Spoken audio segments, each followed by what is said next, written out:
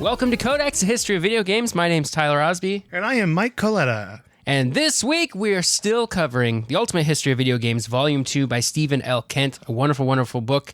We covered the first volume years ago, and now the new one is out, and you should go buy it because it's a really, really good book. And we're on Chapter 7, so we're going to discuss that a little bit today. Yeah, we're book clubbing it. So, Chapter 7 is called The Launch from Hell. And for good reason. So spooky. Like. Yeah, very Perfect spooky for spooky season. It's the first couple days of October here.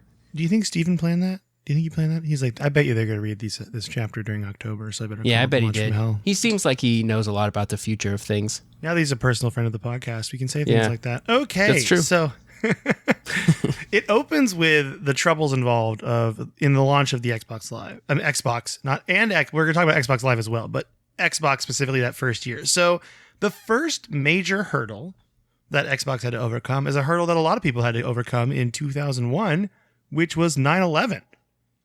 I didn't even think that 9/11 would affect the Xbox, but it totally did.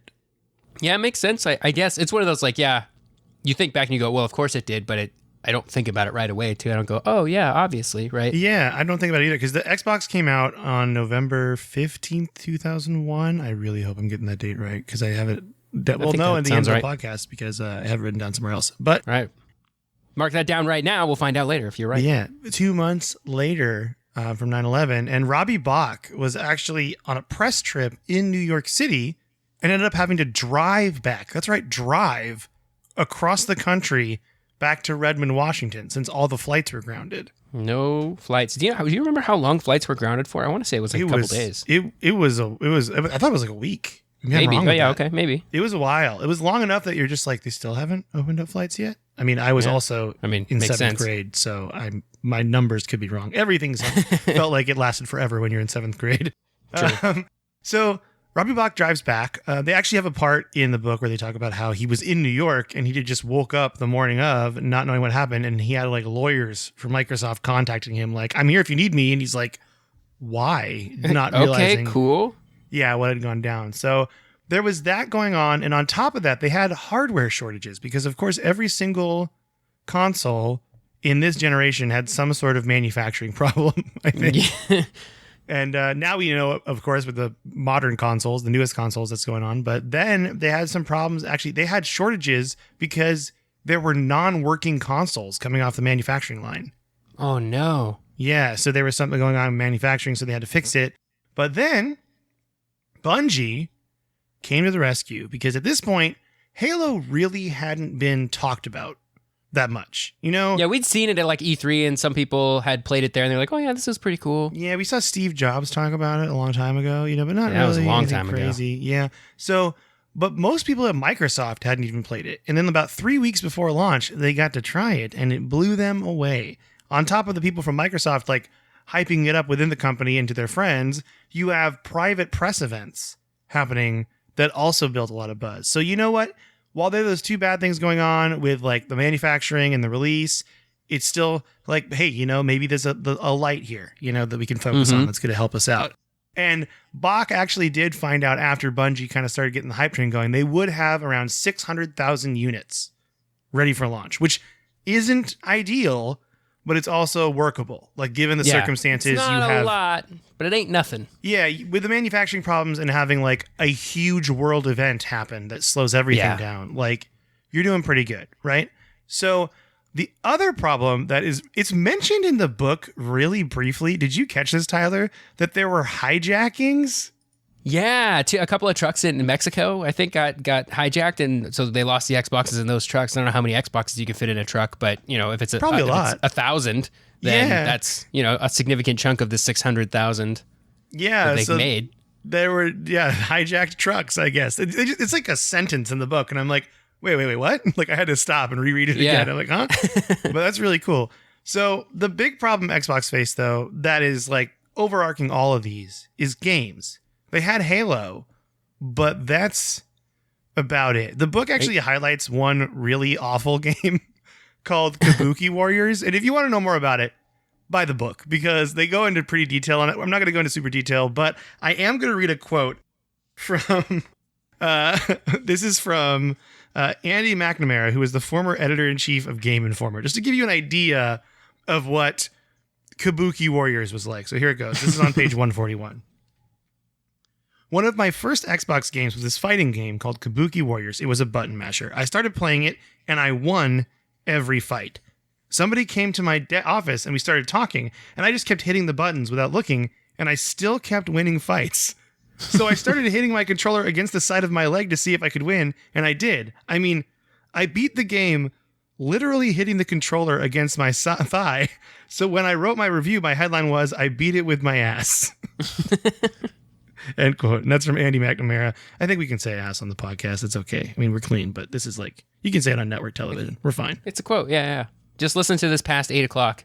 Yeah, exactly. You can say a lot more on network television. And you're totally fine. But that's a really funny. So yeah, Kabuki Warriors, it's pretty bad. From what I understand, it's just the controllers are so bad. They just started throwing like every thing from Japanese culture into this game to make it like fighting. And it's just a really bad game. I think in the book, I'm looking at the page right now, it got like a 1.4. Yeah, GameSpot gave Kabuki Warriors a 1.4 out of 10. Oof. Yeah, that's real rough. So on top of this game that is not good, you also have other games that just didn't meet expectations. You had Shrek, you had Azuric Rise of Parathia, Star Wars Obi-Wan. Xbox was even referred to as just a Halo delivery system for the longest time because they just didn't have the games. And it was up to Robbie Bach now to get those relationships with third-party publishers. That was his whole goal. So the book mentions a notable encounter with Larry Probst, the CEO of EA. And this is on page 144. And it says, quote, I said, Larry, can I talk to you privately afterwards? He said, sure. I said, this was a fine meeting. They're doing titles, but frankly, you were way behind in Xbox Live and other guys are way ahead doing the work. And I don't like that. I want to help fix that. What do we need to do? What is it going to take to get you guys to decide to take the live platform seriously and have your other games live up to the rest of the industry is starting to do? And he looked at me and said, it's really simple, Don. Don, who is the head of EA Games, doesn't trust you. People at EA Arts never trusted Microsoft. We want to work on your platform, but we don't have a personal relationship with you guys. And until we have that personal relationship, nothing is going to change. So Xbox had this problem where they're like really like they just can't get in with third-party publishers because a long time, like Tyler mentioned a couple episodes, like maybe last episode or a couple episodes ago, Microsoft was the enemy to a lot of companies. Like just with Bill Gates' ruthlessness, it's not like they had a really good standing and there's all that money in the world too to just people thought they might just bleeding this away. They're like, who cares? And in a way, at the end of the chapter, we'll find out they did. But so Robbie Bach has that, and they're trying to get third party. So what do? Well, they team up with Capcom to get some exclusives for the Xbox. But Stephen L. Kent puts it pretty great when he says, quote, the Xbox team arranged for several exclusives, but got the exclusive rights to the wrong games, end quote. And a prime example of this that is in the book is they talk about Tony Hawk's Pro Skater 2X, which I never played. Did you ever play this, Tyler? Yeah, Tony Hawk 2X is awesome. It's definitely the best version of Tony Hawk 2. Well, I mean, the remaster, or the whole remake is out now, so that's different. But it's definitely the best version of that game because but before that, it was like the best version was on the Dreamcast because it didn't come out on PS2 or anything like that. It was an original PlayStation game. Yeah, and I actually never played it. And as far as all accounts go, like you said, Tyler, it's the best version of Tony Hawk 2. It's super good. And it has all the levels from the first Tony Hawk game in it too. So it was like the first two Tony Hawk games smashed together, and then it came out like 4 months before Tony Hawk 3 came out. Yeah, that was the big problem. The problem was it's the superior version to Tony Hawk Pro Skater 2 on PS2, which came out 2 years ago, like before Tony Hawk's Pro Skater 2X. So gamers had kind of moved on, is the point. And this is a pattern with a lot of those exclusives. And it's actually really annoys Jay Allard. There's a quote in the book about it, but he's getting annoyed because he's like, 50% of our games are exclusives. But I think the problem, and this is me talking here, is besides Halo, no one liked those games. Like they were just not great. Exclusives are good to have, but the games also need to be good. It's not enough to just have exclusives. Exactly. Games got to be good. If you ain't got no good games, you ain't got no games. I couldn't have said it better myself, Tyler. That's perfect. So Microsoft's had this problem. They were the third-party publishers, but on top of that, they also have a problem with retailers. This was interesting because we don't really talk about retailers that much. I think we mentioned it a little bit in the first book about how retailers worked with certain companies, but in this book, they kind of go into a little bit where they talk about how Microsoft's contract at first was really cool. They're like, look at all these details. They like are really caring. They're putting in the work. But then it got like too detailed to the point where Microsoft in their contract was talking about how much shelf space there should be in each store, like required for marketing materials and Xbox games. And stores were kind of just like, that's too much. You know, that's way too much in our business, I guess. Yeah, there's got to be a healthy sort of medium place, right? Where where Xbox gets what they want.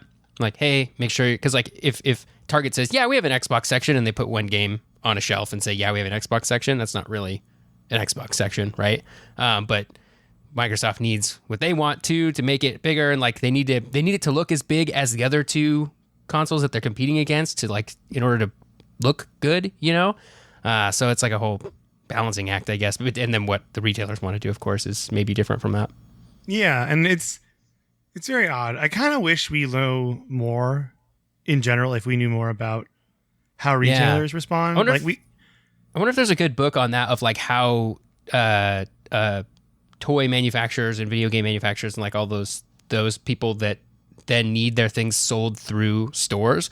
I want to know what that relationship is like and like how they negotiate things like shelf space and marketing materials and advertising and all that kind of stuff, because I'm sure it's like a delicate dance where one side has more power than the other side, and it's not always the store, and probably in some cases it's not always the like toy manufacturer too, you know. So I would just be very interested to know how those deals get made. Me too. I would. Even doing like a history on a dead store, you know, like my thought is Electronics Boutique. Remember those? I love those. Rest in peace. They're all GameStops now. Yeah, I mean, that's the end. That's the end of the story, but it would be cool to know about those. And also GameStop has gone through a lot of iterations of what it is as a company. Yeah. Which is, like at one point they had GameStop TV. I remember that because my friend worked for them. And then they had the Battletoads thing that happened, the pranks. But they also had a period, I knew GameStop was in trouble when they started selling cell phones. I was like, uh-oh, what's happening here? This is not good. And now they're kind of like used games, but super pricey. I mean, I would like to hear if any listeners have like opinions on GameStop in general, because I always avoided it like the plague. I still do. I don't buy anything from GameStop, but I'll go in and peruse. I'm that guy who like wastes people's time. But I want to know if people have like what they think, like what their go-to game store is. I watched a documentary on Amazon Prime on privately owned video game stores. It's very good. Did I write it down? No, of course I didn't, because I'm very unprofessional. I'll try to find it and put it in the Discord after on tomorrow when this drops. But it's interesting. You get like sad that the little mom and pop stores are closing, but then you realize, oh, even like the big stores are closing. Like GameStop's not doing great. Well, I don't know. I wanted because we're right now listeners where it's October of 2021 when we're recording this, and so we're sort of in the middle of this like strange stock thing with GameStop where their stock price pumped way up. It dropped back down, but it's still way higher than it was when it started. So I think that gave them a bunch of extra money. I also want to know if they're actually doing poorly or not. Like just because they're getting rid of game, like it seems like their game stuff is shrinking down and they're selling more other kinds of things. Is that working for them? Like maybe they are actually doing really well and we just think they're not because, well, they're getting rid of their game, so they must be doing poorly, right? Yeah, that's true. I base my entirety of knowledge of like stores going out of business on a shop near and dear to Tyler and I's heart called Hastings.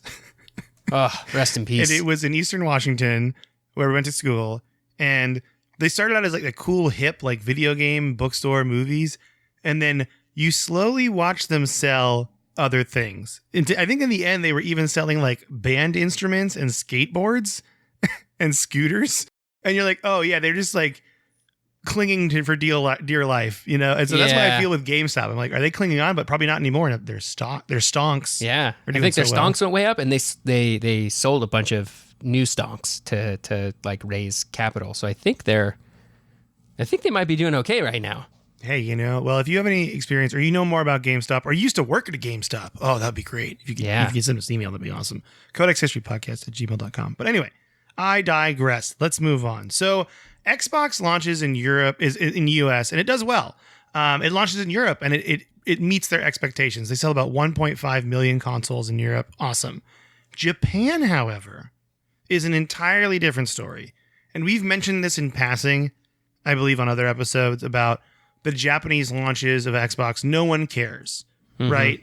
And Hirohisa Ahura, who was the Microsoft Japan managing director, said that the launch would be challenging. And boy, was that an understatement. Let me tell you that. There are so many reasons for why the Microsoft Japanese game launch failed for Xbox. But here is the list of reasons in the book, and I think they're really important, and we're going to touch on each one and talk about it.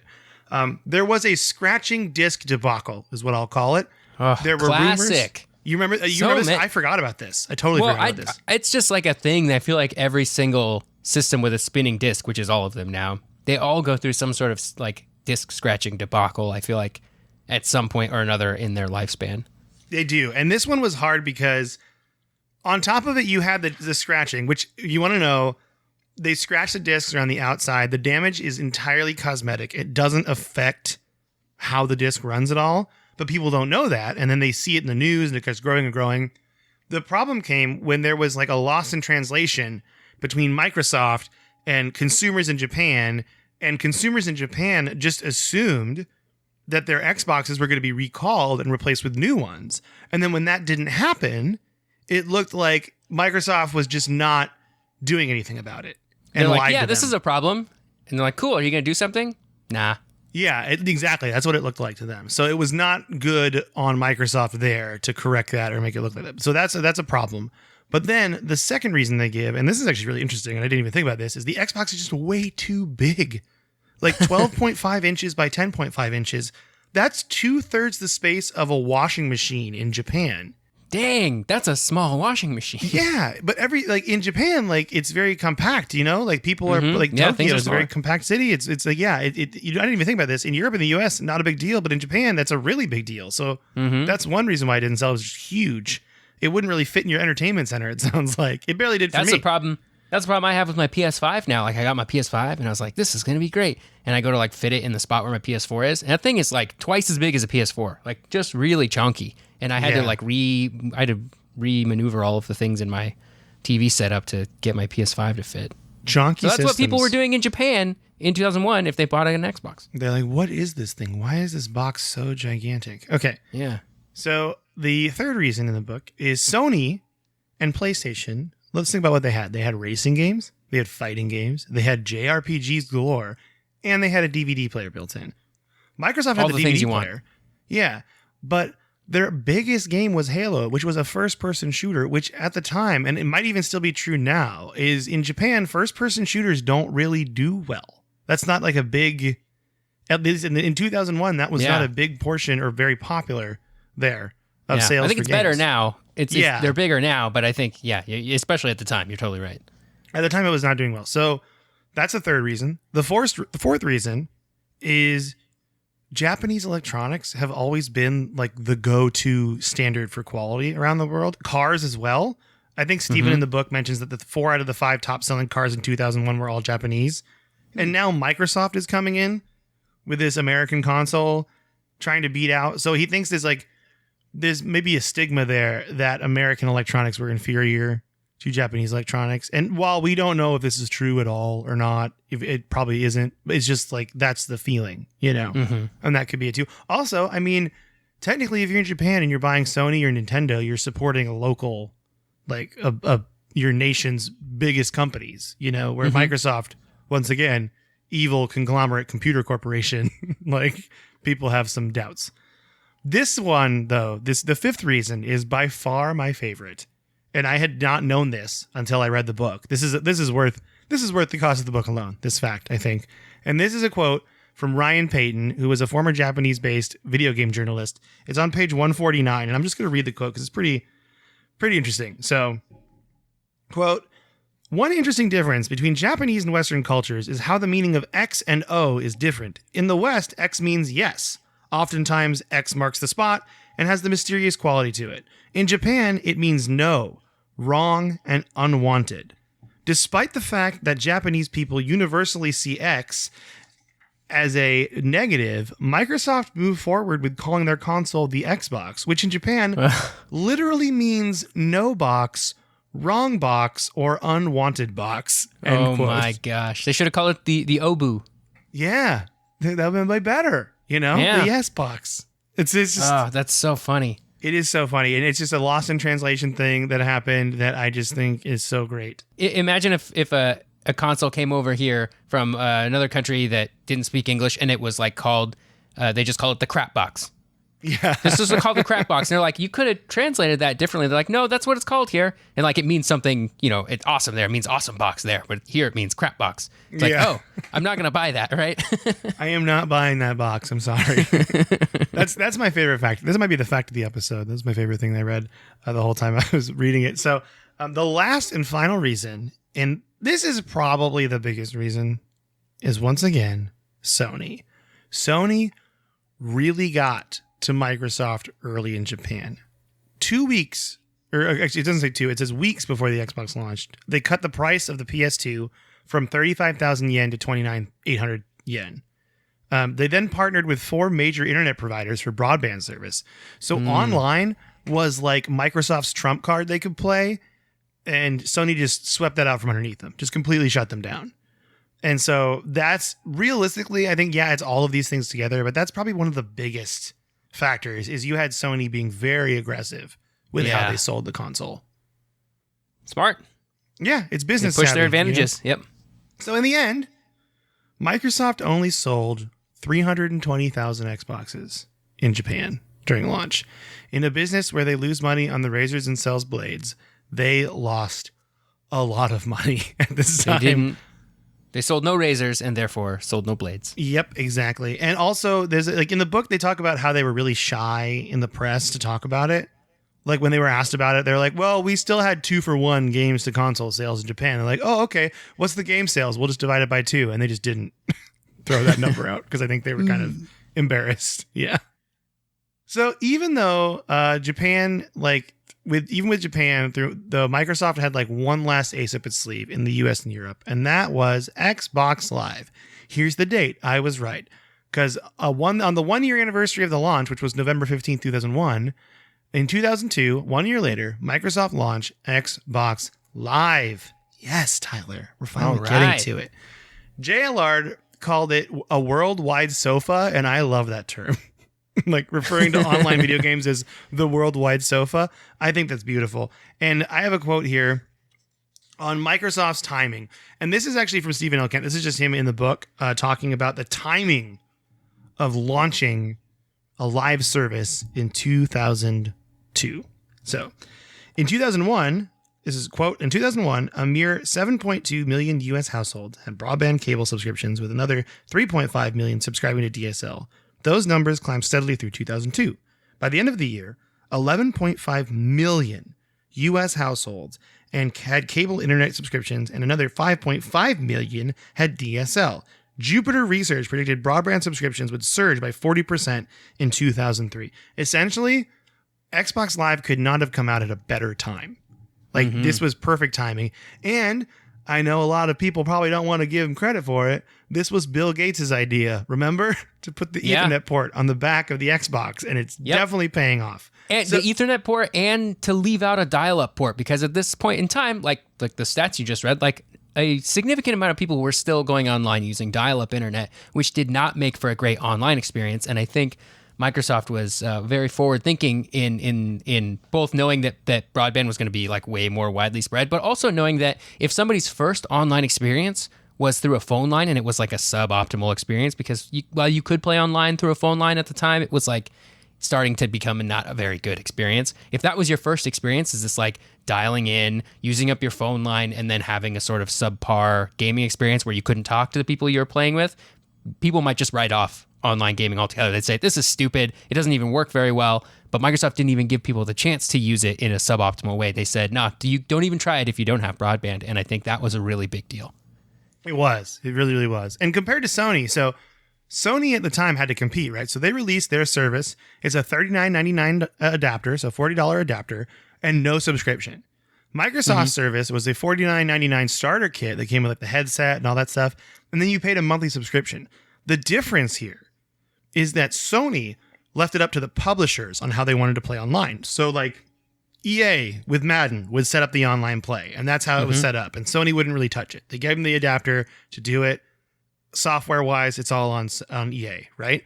Same with Final Fantasy XI. That was all on Square Enix, okay?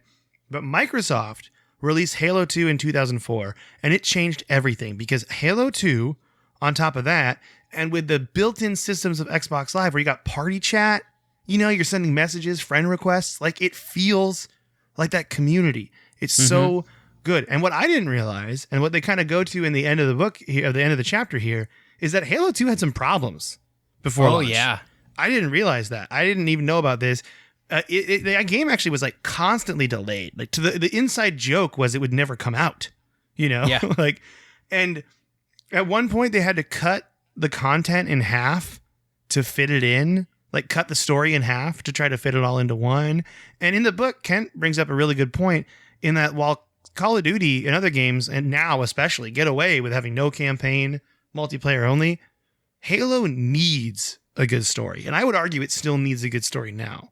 Like you can't release a Halo game without a campaign. It's just mind-blowing, And Jason Jones and Joseph Staten planned out the Earth being attacked by the Covenant storyline that we all know and love. And I think that's really what sold. Like Halo 2 was great across the board. To many people, it's their favorite Halo. Is it your favorite Halo, Tyler? Do you have a favorite Halo? Maybe campaign-wise. I do love the campaign in It's Halo so 2. good. That might be. Yeah. The only flaw I didn't like about it, and this is what it's funny because in reality, this is like what makes Halo multiplayer great is like map knowledge and knowing like where the weapons are. The beam sword didn't have a ammo amount in the initial game. I think they changed it, but that broke multiplayer for people. Do you remember this? Did you ever play that? I don't know if I ever played it when it didn't have ammo. That seems crazy. Yeah, the initial, when I was playing the game, when it came out, the beam sword didn't have ammo to it. And so if you had the beam sword and you were good, you could just hold it down for the whole match. It was crazy, But I think they definitely fixed that later on down the line. They might have even, because they had online, they could have potentially patch fixed it, which is cool. So what's interesting, though, about Halo 2's development, and we're not going to get super into it here, but we're just going to touch on this, is how they went about redesigning Halo 2 multiplayer for broadband and what they did. And it all starts with Max Hoberman, who was the multiplayer options designer who decided to bring, essentially, his idea was, I'm going to take the exact same experience you have playing LAN games in Halo 1 on the couch with your friends and just move it to broadband. The only difference is it's on the internet. And then in this way, he also made skill-based matchmaking. Which is something I know you're a fan of, Tyler. I think that probably the single greatest thing that Halo 2 contributed to like online gaming is its the matchmaking feature, which I'm sure there are examples of games that maybe did this before Halo 2. I'm not saying they were the first one ever to do this, but certainly the one to popularize it, where you sit down. Because like before, when you play a game online on your PC or even on some of the online games that were already on consoles before Xbox Live, you'd sit down, you'd say, I want to play like whatever game type you want to play, and then you would go find a server, and you would say, this one already has 15 out of 16 people in it. If I join it, it'll be a full game. Okay, great. And then you might stay on that server for a while. You might meet some people. There were some plus sides to that. But what Halo did was you would just say, here's what I'm thinking about playing. Like I want to play Slayer mode. And then it would just go, you just sit and wait for a couple of minutes while it found, 7 other people or whatever to play with you that were around your skill level, which is a whole another thing in and of itself of like determining a person's skill level, which is probably pretty crazy and mind blowing, or maybe it's not, maybe it's super easy, but, finding other people near your skill level. So that replicates that sort of playing at a LAN party with your friends, because I think they said this in the book, like you can sort of assume that when people are playing at a LAN party, they're kind of all of similar skill levels. And so we kind of have fun playing with our friends. And if we're not of similar skill levels, hopefully we'll sort of become of similar skill levels if we play together a lot. Online, if you're constantly playing with new people, you might always be getting stomped on by people way better than you, and you don't really have a chance to get better. But if you're being put in with people who are about the same skill level as you, you have really good close matches. And you get to play a game from start to finish too, where it's like we drop in, we play together with the same 8 people until the game is over, and then we all go our separate ways, or maybe we stay together and keep playing. Which I feel like when you with like server-based matchmaking where you just drop into a server and you just like drop into a game that's already happening. There's like a lower sense of stakes, I think, for me.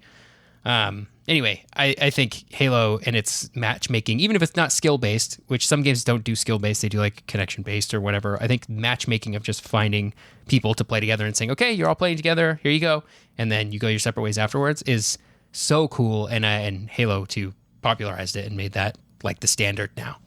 Yeah, and actually, you kind of took the quote right out of my mouth there, because I have this quote from Stephen L. Kent on page 156, and it mentions what you just talked about with the LAN party. So it says, quote, if there was a moment that changed the direction of player-to-player gaming, it was Hoberman's decision to concentrate his attention on the players themselves rather than the games they wanted to play. He reasoned that friends coming together for a LAN party would have similar skill levels, and that by creating customer profiles, he could match up players in such a way that would minimize the problems of trolls slaughtering newbies that plagued most games online. End quote. I think the next time we do a discussion episode, it should be about this, because I completely agree with you, Tyler, that there's something going on with video game culture now where people hate skill-based matchmaking because, and I think this is partially Twitch to blame, they want to look like they're really good on Twitch by slaughtering noobs, because that's how you get more followers. So I think in a way that's almost like created this different hatred of skill-based matchmaking that is very interesting to me. But yeah, I would love to talk about that sometime. And we should get some people to send us emails if you like skill-based matchmaking versus, like, I guess connection-based is the alternative. I don't know, versus non-skill-based matchmaking or random. Yeah, because I agree with you that I like skill-based because it's like, yeah, I don't want to get stomped by someone that's better than me. That's fine. That's cool. You're better than me at the game, but I want to like feel like I'm competitive. That's what's fun about competitive games online. As somebody who's not good at video games, getting just stomped on every single round is not fun. Just like Tyler and I got mercy ruled on Destiny Iron Banner for like 3 matches in a row last week. Oh my gosh. And it continued. I probably got, Iron Banner this week, I probably got 6 mercy ruled in a row. And that's not all because I was bad. There's a lot of other reasons for that. But freelance is the way to go. That's how you help that out. Yeah. But I am bad. And I will own that part of it. But me too.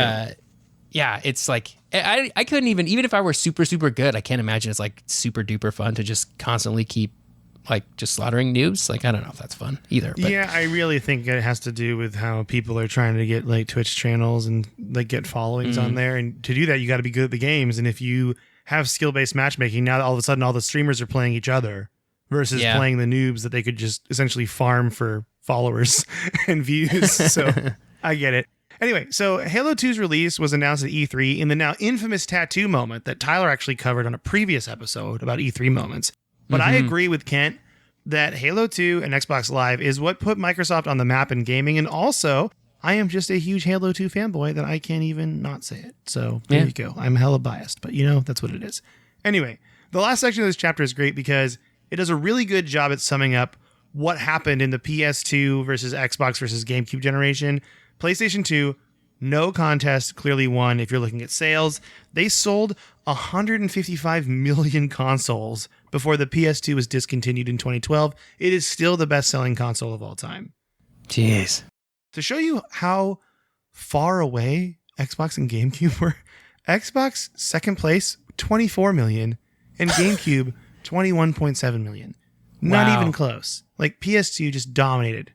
Yeah. The PS2 sold more than 3 times as many consoles as the GameCube and Xbox combined. Yeah, it's crazy how well they did. It's numbers that you can't even fathom, And now it's way closer, you could argue, but this was just wow. Anyway, so what Xbox did win, though, I think, and what Stephen L. Kent kind of puts here with the quotes he puts on at the end, is they got a spot in the big leagues. Even though they lost billions of dollars, and that's right, I said billions of dollars because of the Xbox manufacturing costs and they had to drop prices to stay competitive every year with PlayStation. They lost so much money. They were only fiscally successful 1 quarter, and that was in fall 2004 when they released Halo 2. That was the only profitable fiscal quarter the original Xbox ever had. And they now have a chance, though, now to change that with the next generation. They're like, oh, look what we can do now. And there's some cool quotes at the end. The first quote is from Bill Gates. And he kind of talks up and like sums up the Xbox and what they were trying to do. So he says, quote, the first generation, it's just like a video game. He told the Times Left Grossman, if you play perfectly at the end, it says you get to play again. That's all it says. You put your hand in the till. There's no quarter down there. There's no like even tickets to buy funny dolls or anything. It's just, hey, play again. End quote. So they were just trying to play again. You know, they're just trying to get that next generation out there because they tried it once and they want to try it again. Yeah. And I think that's huge. And Microsoft, probably one of the only companies that could have done that because of the money they had and the capital they had. Like, if you're a mom and pop shop trying to get into video game consoles, sorry, there's no way. You can't afford to lose money for an entire generation. You can't. Or certainly not billions of dollars. And I think it shows the vision and the being able to see into the future part of like, yeah, we're going to lose billions of dollars right now and it's going to hurt right now. But if we can do this right and pay this sort of like entry fee into the video game market, we can be extremely successful later on. And I think they're doing okay now. Yeah, definitely. And so this last quote I'm going to read is from Robbie Bach. It's on page 159. And I think it's just really short and sweet. It sums it up. It goes, quote, Xbox was a beachhead success and a financial mess. Beachhead as in they're establishing where they are in the console companies and they get started. And I think that really is just the short and sweet way to sum it up. But we'll see what happens next. I know the next chapter is about arcades and I'm really excited to read it. So we'll do chapter 8 next time. But I think the next episode, we're going to do a little mailbag, right? Yeah, let's do that. Do a little mailbag. So maybe we could have that discussion about skill-based matchmaking next episode. That'd be fun. Yeah. Yeah, send us your thoughts on skill-based versus other kinds of matchmaking. And if you even like matchmaking, some people still long for the days of server-based matchmaking and the communities they built during that time. And I think there's something to be said for that as well. I agree. There is something to be said for that. Tyler, what you been playing? I've been playing a lot of Destiny. I'm fully back and invested on the train. We got 6 of our friends together this past week to try to do a raid blind, the Deepstone Crypt raid. You were in this group, Mike, and we have been having so much fun just figuring out the puzzles. It feels like an escape room, like you're doing an escape room with your friends. And it's taken us several days to finish the first encounter, like the first like real puzzle that is there. And it's been so much fun. I love doing raids blind and dungeons blind with my friends in Destiny, and we're in it. And we've got several we can do. We can do Deepstone Crypt, we can do the Garden of Salvation, and the Vault of Glass still. And so I'm like, so excited to continue doing more. So I've been playing that, and I think that's really it. Honestly, I haven't been playing too much else otherwise. Yeah, man. I'm actually. Pokemon Unite. I've been playing some Pokemon Unite, and that's a lot of fun because it's a lot simpler of a MOBA that works really, really well on a phone, and the games are only 10 minutes long, and they are hard capped at 10 minutes. And I think having a hard cap on your game time when you have a mobile game is very important because if I don't know if I'm going to be here for 10 or 20 minutes, I can't reliably start a game if I'm waiting in line somewhere or something like that. And so being hard capped at 10 minutes, Pokemon Unite, super fun. And I think all the Pokemon are great.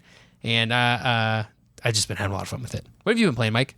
Well, I've also been playing a lot of Destiny this week, but I was gone this weekend, so I played no games over the last 3 days. I'm going, oh my gosh. Yeah, it's so sad. I'm about to put in some time tonight. But I also played some Zelda. I beat Ancient Cistern. I'm moving on to the next one, the shipwreck thing that I'm trying to find. And it's fun. I'm digging Zelda still. I kind of play it a little bit at night, just like when I get home. And but yeah, Destiny is really what I'm all into again because we have the group of friends in it again. That's the way to do it. It's not about the video game. It's about the friends you make along the way. Okay, that's what it's really all about. So that's been the fun. End game is the friend game. That's right. But we have a couple emails to read. I think we're just going to do 2 of these, right? Let's just do. Oh, go ahead. I got one more. I'm really excited to play. This week I bought the new Life is Strange game, True Colors. I have a very good friend from high school who's in that game. She plays the character Steph, and I'm super excited to get to play the game. And then she has her own DLC too. It's all about her character. So I'm just super excited. Are you going to have her sit next to you while you play it, and she says the lines with the person? So it's like, that would be so fun. She has a stream actually where she's been playing through the game on stream, telling really fun stories about when they were recording it. She did the motion capture too. I didn't realize that. They had her in doing all the motion capture for the character too. In the ping pong ball suit? Where you're covering ping pong balls? That's awesome. Yeah. So she's got great stories on her Twitch stream. I'm super excited for that. Anyway, that's really cool. Well, we're going to do 2 emails. I'll do this first one here. This goes by video game movies /TV. This is from Shane. Hi, friends. I hope this email finds you both well. Though I am caught up with your latest episode, I recently started listening to the old episodes for a second time.